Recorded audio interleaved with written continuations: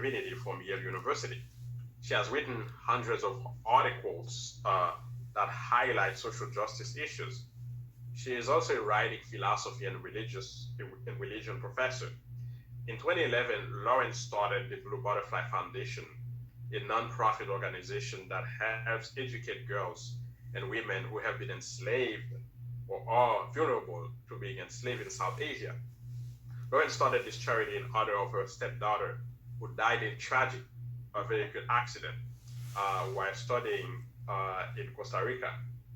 Lauren is passionate that Zoe's spirit lives on in all the good work accomplished by the Blue Butterfly Foundation and beyond. So let me add that Lauren and I we met at Yale and we became friends over time. She's one of the most genuine person I know, and I'm proud to call her a friend. Lauren, I'm happy to have you here today. So happy to be here. Thank you for having me, and hello to everybody.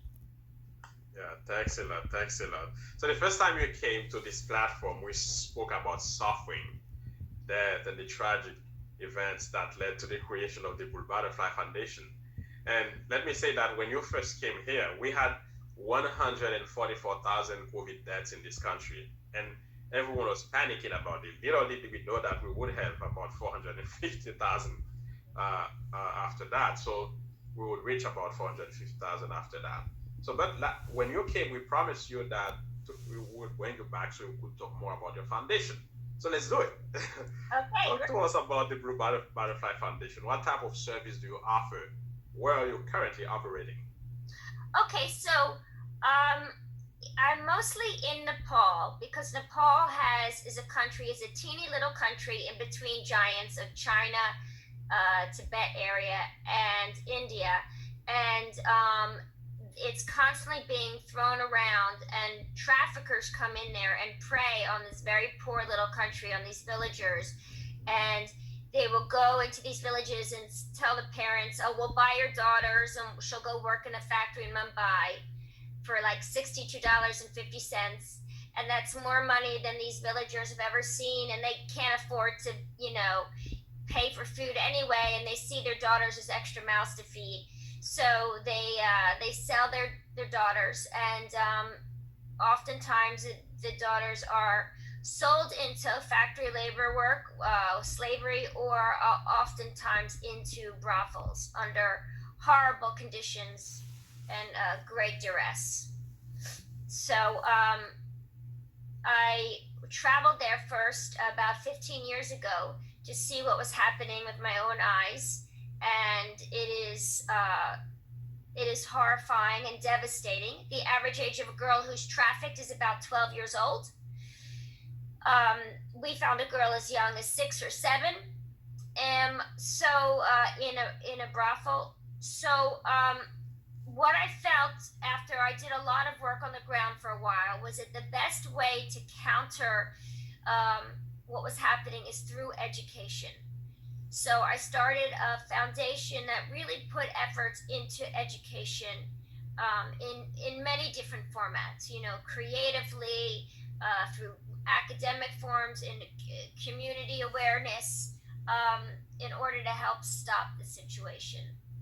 And so that is what has been her main focus. So my understanding is you have a school there. I have a few schools there. Okay. So what's happening also is climate change. You can really see climate change in Nepal because the glaciers on the Himalayas are melting and they're polluting the water supply below. So families who subsisted as farmers in that area for thousands of years can no longer live the way that they could. And due to the globalization, they're all moving into Kathmandu, into the cities, into these, what we call slum or squatter communities. They're living under horrible conditions. I mean, just the lack of hygiene, etc.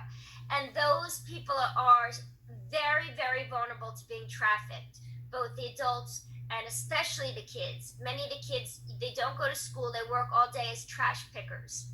And so what we decided to do was to put schools in those communities where there were no schools, that these kids were seen as so backwards they wouldn't even be allowed in public school. So we are preparing them to go into public school. uh, by teaching some basic academics, also creative, also things like hygiene and life skills, so that they can go on and have an education. We often pay the parents the money that the kids would make for trash picking. We pay that, and and we also give them a lot of love and care, because those people are very much seen as outcasts in society, and live under poverty. You don't know poverty really until you've walked and smelled and lived in one of these neighborhoods. I agree with that. How many kids are we talking about in total? Approximately. That go to my schools, Exactly. The kids you are serving in total. I would say probably about 1,000, probably more. Okay. Point. And Also, another school that I ran is I started the first trauma-informed curriculum school with an organization that also helps rescue trafficked girls. And So there's a lot of neuroscience that we have now, that a movement in America to start more in the inner cities, especially to have schools that are more holistic, that really deal with all aspects of a child, spiritual, emotional, etc. And I took a lot of that research that we're doing here, and I brought it there. And it's been very successful. So we've been able to reach some girls who have been through so much hell and have not been able to learn because they're too traumatized. They're now able to learn. So those are two of our biggest projects. Vicky has a question for you. Sure. Yeah, and that was my question. Can you talk about your latest projects, and are there any specific things you're trying to accomplish right now? Okay, yes. So the coronavirus in Nepal has been very, very bad. Worse than Pakistan and Bangladesh. They have more numbers and they're much less population. And they have no medical infrastructure. So it has been devastating, honestly. So I have been paying, our charity's been paying for these kids to stay at home. So what happened was they were under lockdown for a very long time, but in poor countries, people were they started dying of hunger. So they reopened Nepal because it was either dying of COVID or dying of hunger. So I am now, our charity is now covering about 400 kids to stay inside and study at this point. Other kids, we don't know where they've gone to. They've gone back to the villages. They've disappeared. It's devastating, and this is the longest that I've not been able to go there. I haven't been there in a year. Right now, I have 5 kids who I've been putting through school. They were little street kids since they were little. They're really like my children, and I'm working a special fundraiser to get them a college education. And these are 5 amazing young women and men. And I have on my website their videos where they talk about their life and what they've been through. They've been through so much and they've worked so hard. And now it is their biggest dream is to go to college and to stop the cycles of violence and poverty and create a new world. So that's our main focus right now. This is a special fundraiser we're doing, is for those 5 kids, as well as trying to keep all the other kids that are there healthy and in place. Thank Great you. work you're doing. Really. Thank you for what you're doing. Yes. Thank you. Thank you. Do you have any link to the fundraising or something you want to share with us? Because I don't know if anyone. Please. So I'd love you to visit. It's the Blue Butterfly Foundation, and I put up a special. There's a fundraiser tab. If you go to the Blue Butterfly Foundation and go to fundraiser, there's an old fundraiser about the earthquake, but the new fundraiser is educating impoverished and trafficked kids, and that's what we're raising money for now. So I'm just going to go around and keep going and keep going and keep going until I raise that money to get those kids in school. I am, and so please let people know. Follow us on Instagram. My intern, I just got an intern this week. She's amazing. Her mother went to Yale Divinity School. This is Lana, and she got us on Instagram because I don't know what Instagram is because I'm so Hi, follow hi, us. Joanna. Follow us also on Instagram. She got us set up this week, and so now I am in the 21st century officially. We are just at Blue Butterfly Foundation. Oh boy. Thank you. Let me ask you another question. According to reports, a large number of businesses are closing right now, mainly due to the pandemic. Yes. But at the same time, a significant number of people are launching new businesses. This platform was launched during the pandemic, so there seemed to be a sort of boom in new business creation in this country. As someone who is currently running a nonprofit, would you advise friends who want to fulfill their dreams of helping others to launch a nonprofit organization during this pandemic? If yes, what type of challenges do you expect new nonprofit organizations to face in the first 5 years of operations? So I thought this was a great question. John Fritz, I'm glad you asked it. I would actually say do not start a foundation right now because we are in such upheaval and things are changing at such a crazy rate. I would say find an organization that is doing good work already and help them and see where they need help and help build with them. But in a state of emergency that we've been in, the process that you have to go through to really learn what you want to do and figure out your mission and your vision and to really do it well, it's a lot. A lot of people are like, I'll just start a charity and I'll get out there and just help. But there's a lot to it and you want to do it right and you don't want to waste any resources. So what I would say is wait and look at who's around you and who's doing well and then ask them how you can be of service as opposed to launching your own. Does that make sense? It makes sense. It makes sense. I think Daniel has a question. No, I don't have any questions. John Fritz, you're mistaken. As you know, when you manage a foundation, you have to raise money all the time. So, by the way, fundraising is one of the reasons a number of people are afraid of a career in nonprofit. What are the principles of fundraising, and what are the best tools currently available for those who want to raise money to help others? Well, fundraising is my least favorite aspect of this work, and that is why Joanna is now my new intern. So that's her job. I would say you have to be extremely passionate and called to do your work. And if you're not really called or really passionate,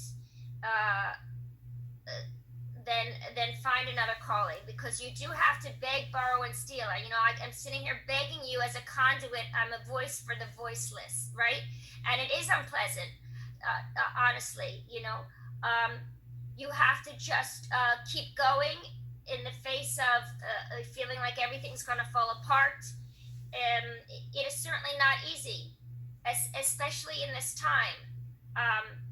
So the principles of fundraising, I would say that there's no magical principle. It's if you're really doing what you're supposed to do in this world, which I believe if you're really called, then you just keep going forward and somehow things fall into place.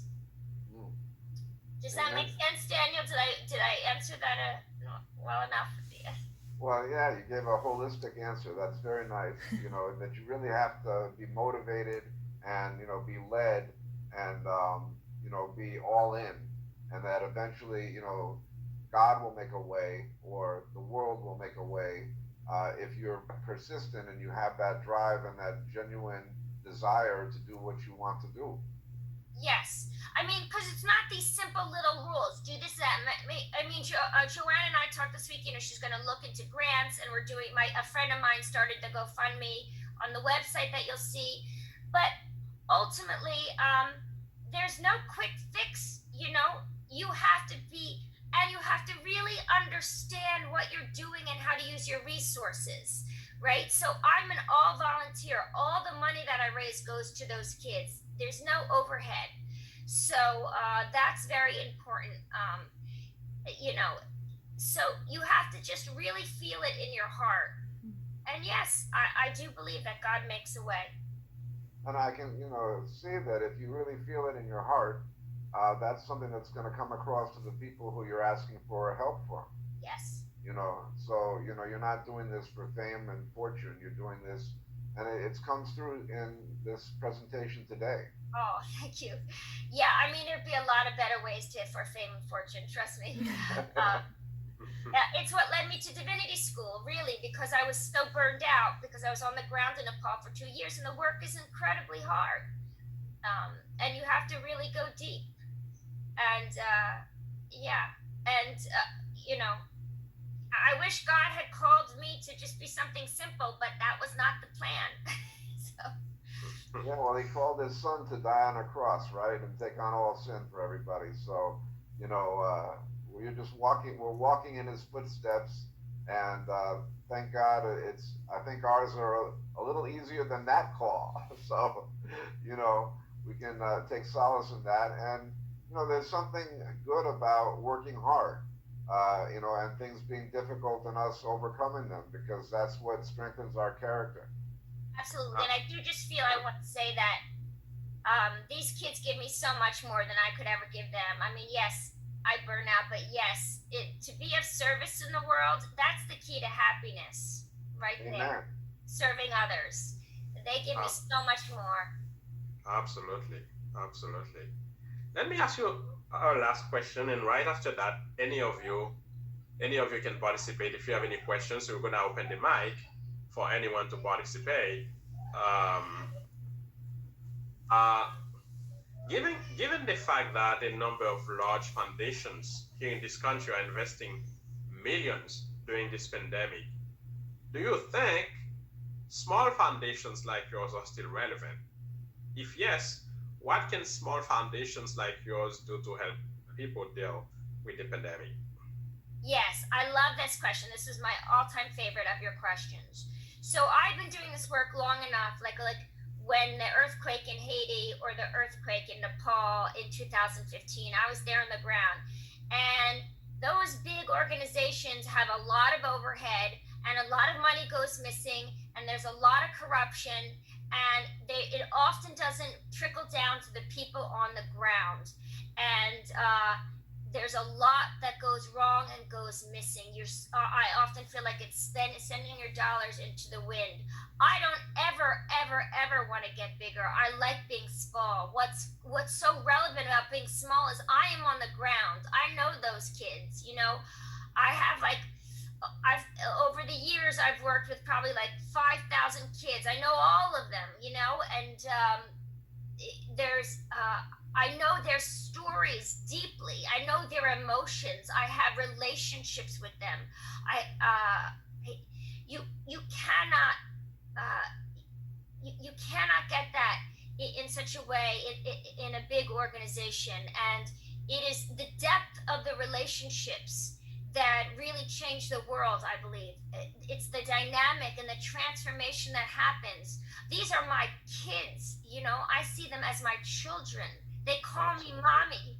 They call me every morning. They wake me up at 4 a.m. Hi, good morning, mommy.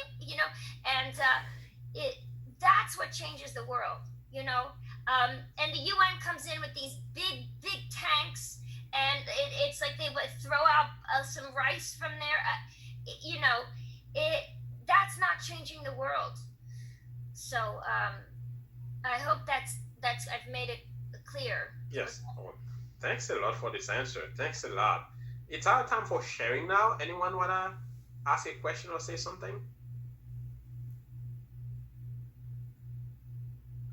Larry.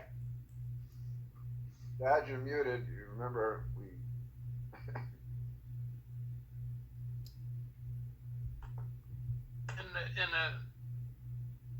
in the short answer, who are the people that support your foundation? You, Larry. Not me.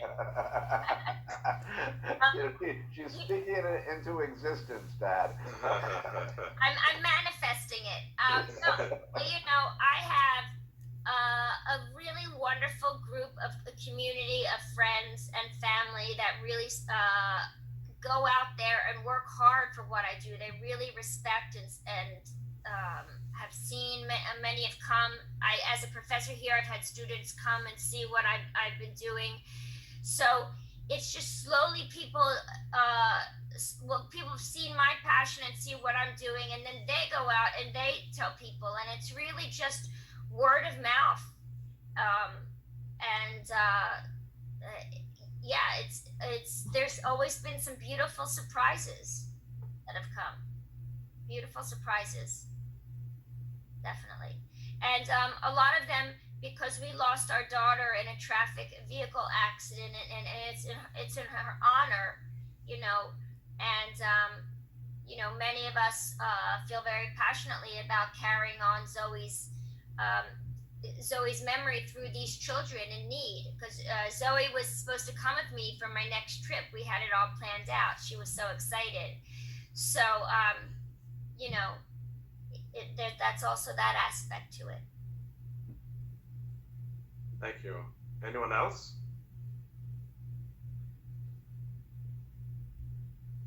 Vicky, Yes, hello. How is everyone? And thank you. It's so nice to be back. Vicky, you speak after that. Go ahead, Yeah, Sylvia. I'm sorry. That's fine. Go ahead. What is the best way to contribute? You go to my website and you can donate there. I just put it the bluebutterflyfoundation.org. And the fundraiser is on there. If you want to call me, if you have any questions or you want to get involved in any way, I'll put my phone number here as well. Thank you so much. You know, I'm looking it's not just about raising funds. I need those to get the kids in school and to run these schools over there. But it's also about raising awareness about how so much of the world lives. Really, a majority of the world lives. And so many people in America are just, God bless them, clueless to the poverty that exists in the world. And so a part of my mission is really, I feel like I'm a conduit between two worlds, right? And to raise awareness about trafficking. And by the way, when our economy goes bad, when we have something like the coronavirus, when things go rotten, trafficking goes up, always. Yeah. So there's right. slave labor. And our clothes on our back are probably made through slave labor or very, very poor conditions. So, you know, people think, you know, slavery ended with the Civil War. But, the reality is we have more slaves today than ever. There's, they say, over 40 million slaves in the world. And it's really in plain sight.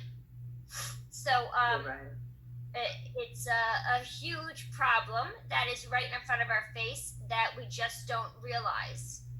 So next time you go buy clothes at Walmart or Target, ask, who made those clothes? My daughter just did that. She was buying a whole bunch of stuff to donate. Well, and her name is Lauren. And Alexandra. Yeah? I'd love to meet her. Yes, if she wants to get involved. Yeah. Thank you. This is good, and Sylvia was one of our special guests. I think she was with us in December. Thank you for your participation, Sylvia. Vicky. No, thank you, Daniel, and everyone for inviting me back again, and Dr. Immaculate Khan. Yeah, it's a pleasure, an honor, and a blessing. Thank you. You're welcome. You're welcome. Thank you. Thank you. Nice to talk to you. Same here. I'm gonna call you. Great. See you, Sylvia. Yeah. Hey, Dan. Hey, Reverend Dan. Hey, Vicky Sigworth, do you have a question? Yes, I have a couple of questions. First of all, how did you first get involved in Nepal? Second, how's your Nepalese? Third, we have a paraplegic friend in Kathmandu. Is there any way he can help you out? Our son fell off a cliff in India in 2006, and so we started a spinal cord injury ministry in India and also in here in the States. Or my son started here in the States. Oh, I'd love to hear more about that. Yeah, well, we can talk on the phone, but yeah. Well, So first, Ma'ali Ali Nepali Bochu. I speak very little Nepalese. Maya Garchu, I love you. what did I you thought there was something wrong with my audio. I was like, what's You know, everybody wants to practice their English with me, which is, you know, is not that good. People ask me all the time why it started in Nepal, and I read this book called Autobiography of a Yogi. Autobiography of a Yogi. I was reading. I don't know actually. I'd always been interested in child labor. I've always been interested in children's international law. And I just started reading about this particular problem in South Asia with young girls. They're not just trafficked there. They're also they're here. First of all, they go to the Arabian Peninsula. They have the worst of many, and then they're all here too. We have more. Of those, like now file places. Often behind the scenes are really prostitution rings. And it's spreading all over the place. So people think, oh, it's not in my backyard, but actually it is.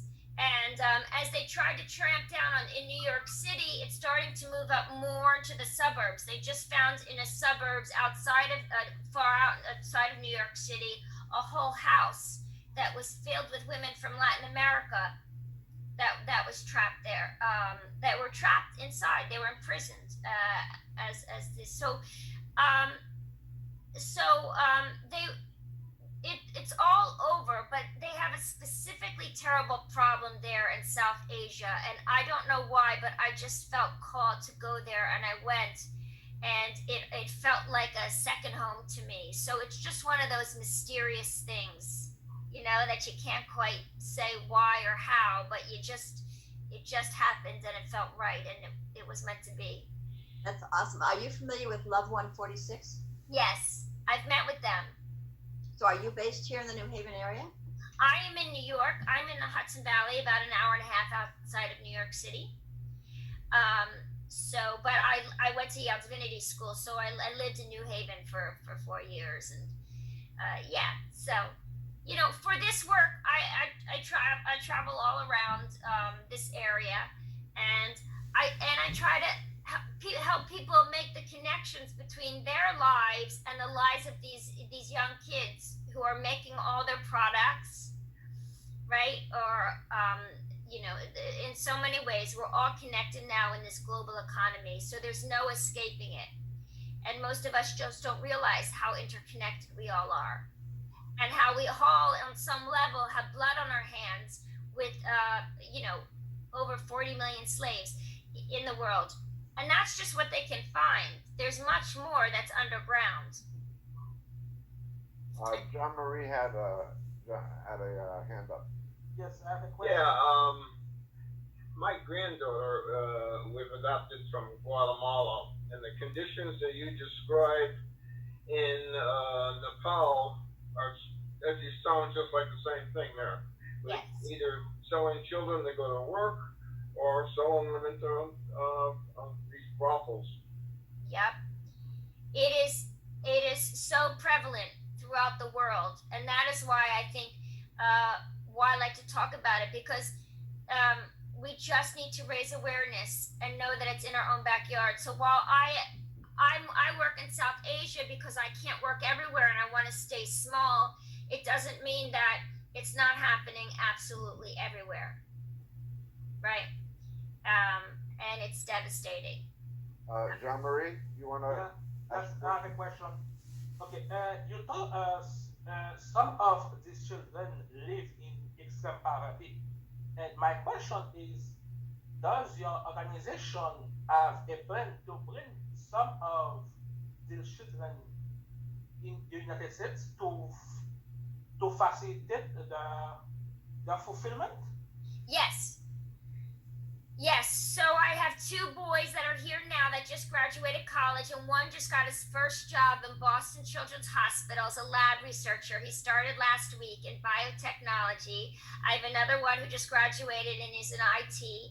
And these kids that I'm raising funds to go to college, of course, their greatest dream would be to come to America and go to college. But we'll see. We're just starting. We're just trying to raise as many funds as we can, and God willing, we can help them come here, because the level of education, the reality is, the level of education compared to what it is here in Nepal is just it's quite terrible. Okay. How many are they? These kids now that I'm doing this special fundraiser for, they're all like around 18 years old. They're all like ready for college age. And they're a little different because there were a lot of them are street kids. So like my son Kamlesh, he played in the dirt. He was an orphan for 7 years until a guy found him and put him in, into a school in a bad school, but into school when he was 7. I met him when a couple of years later and got him into a good school. And now he's working so hard, and it's his greatest dream to go to college. So some of them are a little bit older, which you see in many parts of the world, because they all started schools at different ages due to their, just not having, the proper family or the ability to go to school. Some of them couldn't even go to public school where it's free, but all you have to pay for are your little uniforms and a couple books. And they didn't have one of the kids. They didn't have money for the uniform or the books. So all day he caught fish for his family so that they could eat.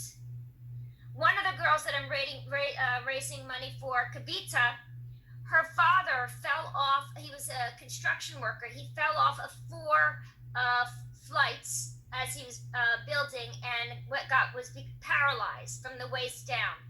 So they were homeless, and one night rats ate his legs, okay, and he didn't feel it, and he woke up in the morning and there was blood everywhere, and so they had to get him amputated. I didn't realize this at first, that they were amputated because they got so infected.